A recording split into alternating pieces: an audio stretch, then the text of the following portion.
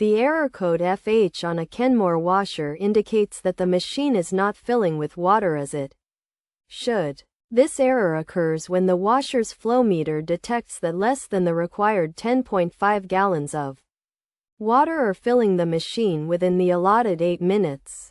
As a result, the cycle will stop if this error is present.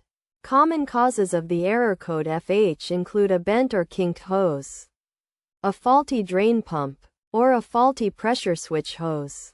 To fix the issue, it is essential to smoothen the hose and ensure it is not squashed or kinked, allowing water to flow freely. Additionally, inspecting the drain pump, located at the bottom back of the washer, is crucial to ensure it is functioning correctly and that all wiring is intact. If the pump is faulty, it should be replaced. The pressure switch hose, a small tube located at the front panel, should also be inspected for any obstructions. If a blockage is suspected, blowing air into the hose can help clear it. By addressing these potential issues, the error code FH can be resolved, and the washer can function properly once again.